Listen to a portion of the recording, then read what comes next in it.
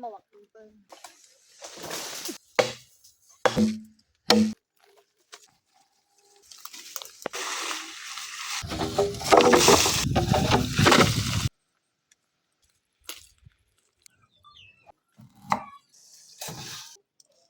ลงเลย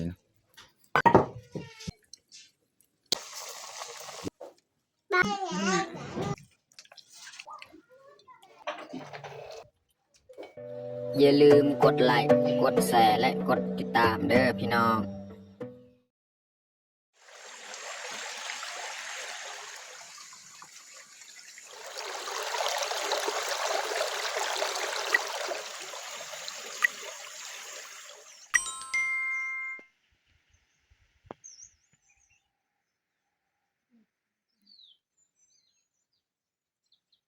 ครับสบายดีแล้วก็สวัสดีเบิร์ดสู่ครูสู่คนยินดีต้อนรับเขาสู่ซองเบายืงมื้อนี้ก็พาเมียเข้าป่าคือเขาไปหาไม้หาไม้เศษหรือว่าไม้ปีกที่เขาเจ้าทิ่มไว้บ่ฮู้ว่าสิมีหรือบ่นะเขาก็ไปซอกหาไม้อันนี้ก็เฮาไปซอกเอาแล้วก็สิมาล้อมหัวสวนผักเพราะว่ายังบ่ทันได้เฮ็ดแต่ว่าครึ่งหนึงเฮาก็พ่นไปแล้วเนาะไม้เนาะ แต่ว่ายังบ่ทันพอก็เลยมื้อนี้อีกสิพาเมียเข้าไปในป่า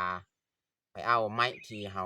เอาไว้มื้อนั้นแหละด้นแหละเอาไว้ไม้ปีกช่วงยามฝนเดือนนี้ยังแหละ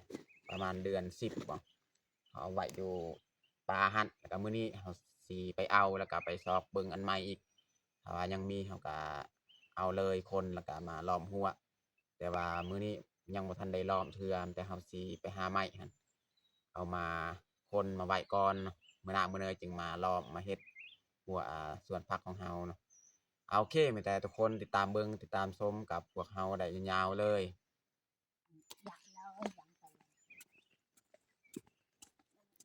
นี่เขาจะย่างไปเลยตามถนนพูนพี่น้องเขาขึ้นอยู่ป่าอยู่หั่นเนาะอยู่เทิงหั่นเฮาสิเอาไม้แต่หั่นนี่ดึงลงฮอดทางถนนเลยเนาะ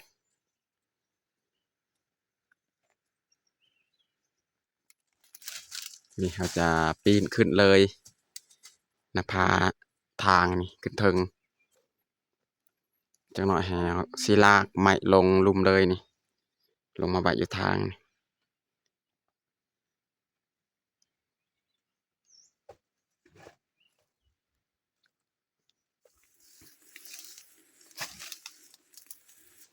ตอนนี้ก็ใกล้สิฮอดแล้วบอนไม้ปีกหรือว่าเศษไม้ที่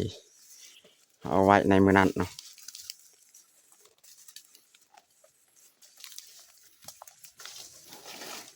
นี่แหละไม้ที่เอาไว้ในมื้อนั้นนี่ไม้ปีก5 แผ่น5 ลำ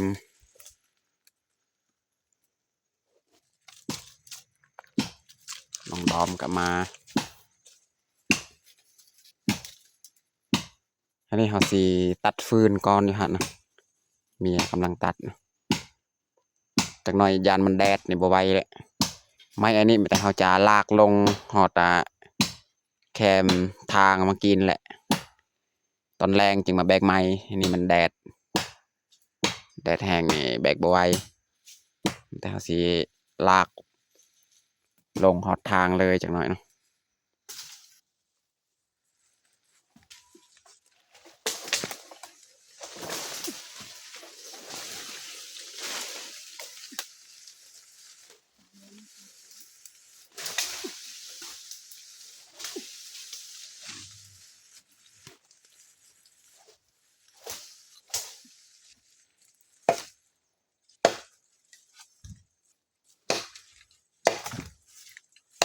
อันนี้เขาจะคนไปเลยเมียยังตัดฟืนอยู่นี่คนไปก่อนเลย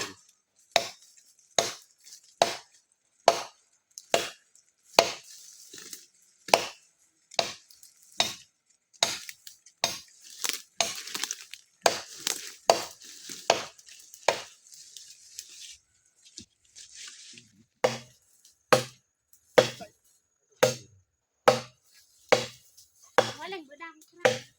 บ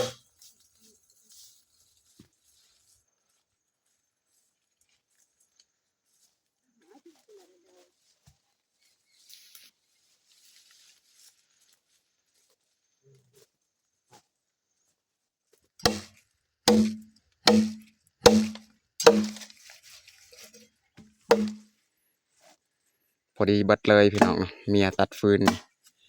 เอาคนใหม่อยู่เทึงนี่ยังเรือซองลำพอดีเบิดเลย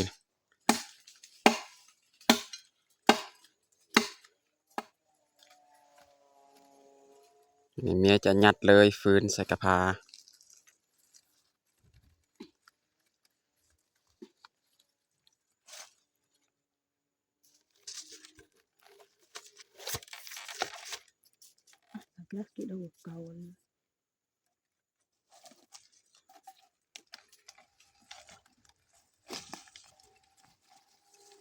นี่เมียจะเจียฟืนอันนี้เลยเนาะกับก็สิแบกมาอีกยังเรือ2 ลำ 3 ลำนี่แบกไปก่อนแล้วเนาะ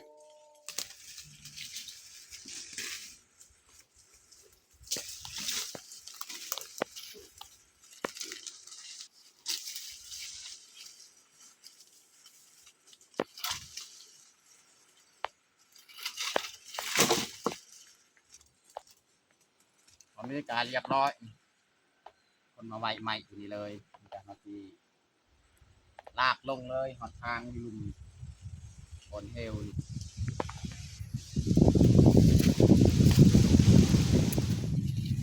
นี่เขาจะ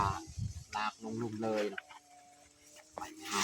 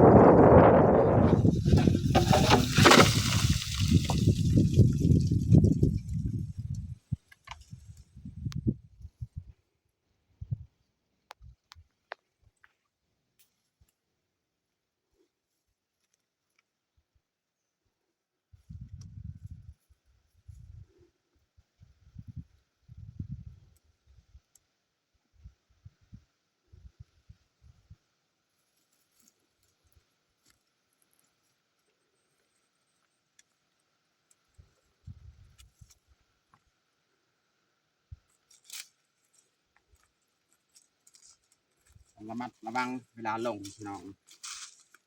เป็นมะพร้าวสูง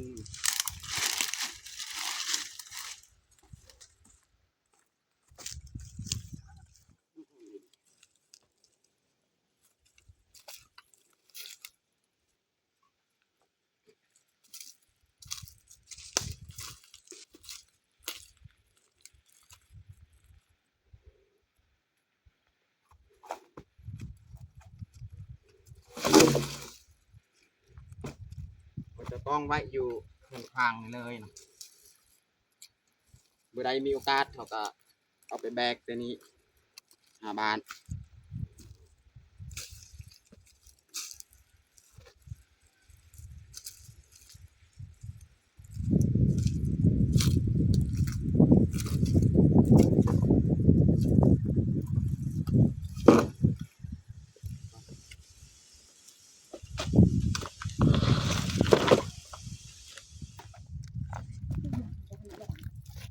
ตอนนี้กับเมียกับไปเจียกับ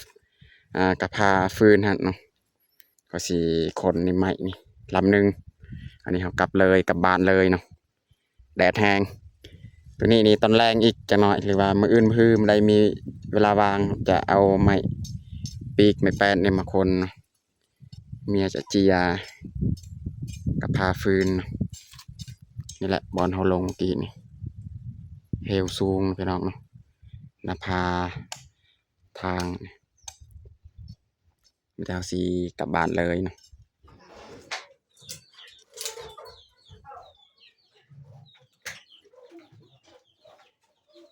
ตอนนี้เราก็มาฮอดบ้านเนาะ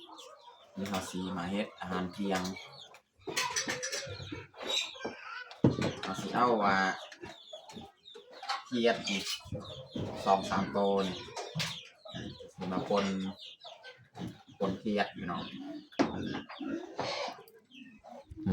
เขียดที่เราเลี้ยงไว้เหลือ3 โตพี่น้องเอามาปนอาหารเที่ยงมื้อนี้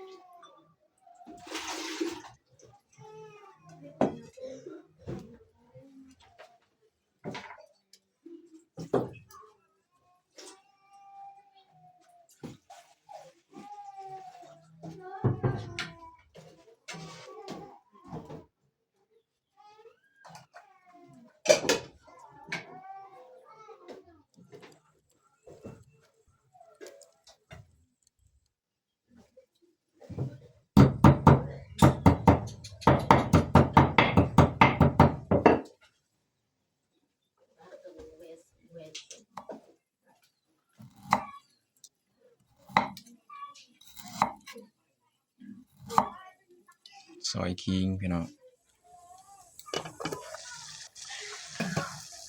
น้ำที่เขาใส่ต้มกาฟดวันนี้เขาสิมาใส่เครื่องดับกลิ่นดับคาวเนาะ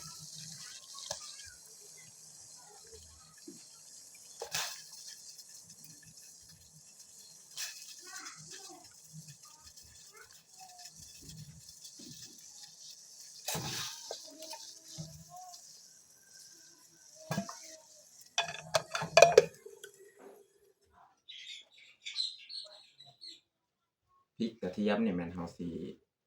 ปิ้งเอา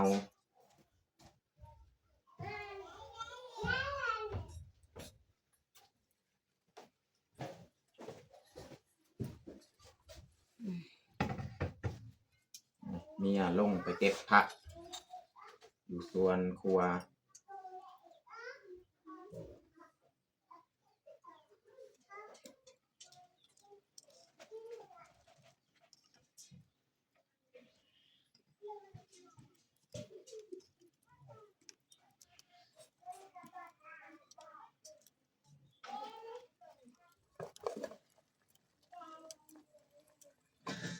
ตอนนี้ก็น่าจะสุกแล้ว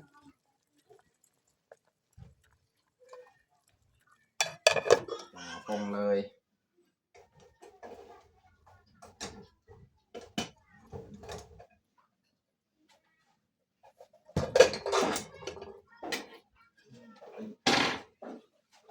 อันนี้เขาปิ้งมักพริก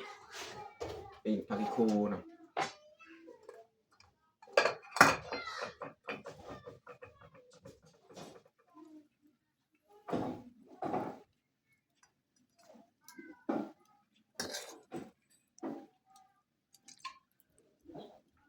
ตักไว้ใส่ถ้วยเลยเนาะ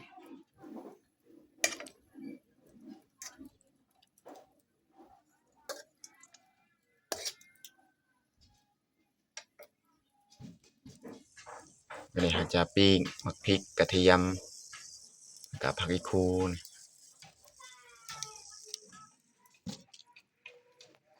อันนี้เขาจะเริ่มตำเลยเนาะใส่ผักอีคูแล้วก็ใส่เกลือเป็นนัว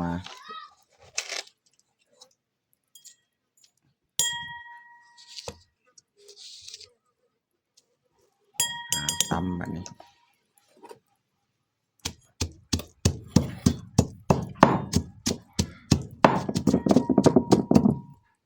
เอาเขียดของเราลงเลย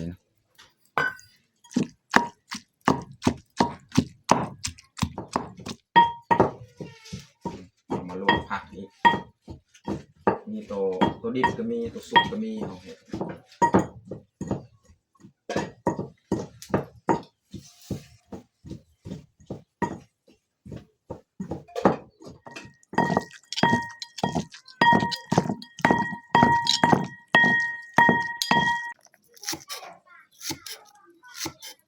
อยหอมบัว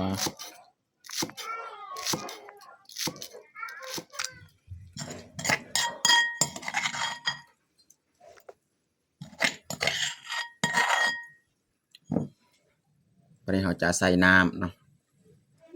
น้ำที่เราต้มมากินแหละพอแล้ว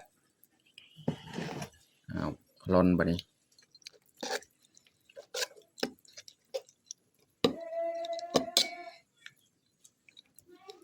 วันนี้เราจะใส่เครื่องหอมเนาะใส่หอมบัวหอมปอมเนาะ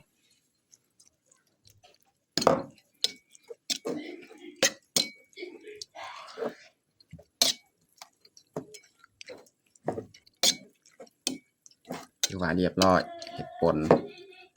ประมาณนี้แหละพี่น้อง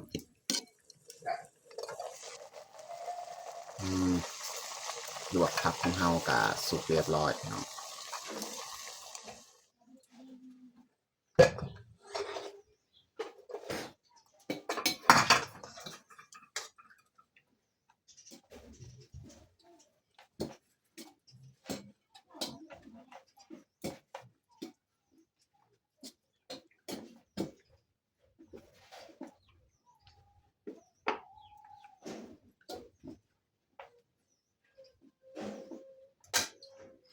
ตอนนี้กะเรียบร้อยแต่งของเฮาป่นขี้ยัดพี่น้องเนาะการลวกผักกาดนะพี่น้องเนาะแล้วก็นี่แมนเขาให้น้องแพงน้องพลอยกินขามันใส่แต่เกลือเป็นนัวมักพริกก็บ่มีส่วนอันนี้แมนซีนไก่ที่แม่เอาให้เนาะแล้วก็ปิ้งซีนของน้องพลอยน้องแพงนี่แล้วก็มีผักกาดดิบอันนี้ตัวซุปเนาะลวกสำหรับอาหารเที่ยงของเฮากับบัดสมีแหละพี่น้องเนาะตอนนี้ก็เรียบร้อยเฮาแต่งข้าวของเฮาวันนี้เฮาจะลงมือกินข้าวเที่ยงเลยเอามาทุกคนมากินข้าวเที่ยงนำกันเอาน้องพลอยเอิ้นลุงตาลกินข้าวเที่ยงนำกันกินเอาปะทางนี้ซะจบออกข้าวพี่น้อง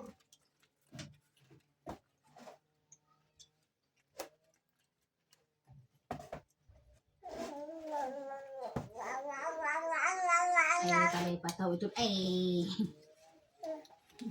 Ôi bên này như đau, người đau. Làm này tăng đa có cực. Ngọc trà làm thì tăng đa. Ngọc cái nào vậy? Ngọc trà. Ngọc trà này cả. Buột.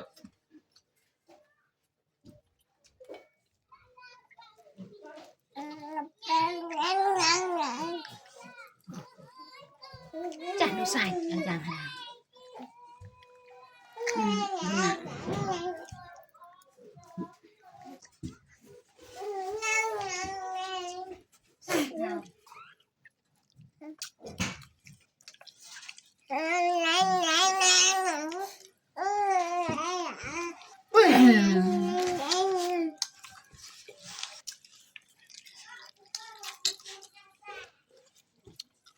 Nào cứ lên. Cái chà.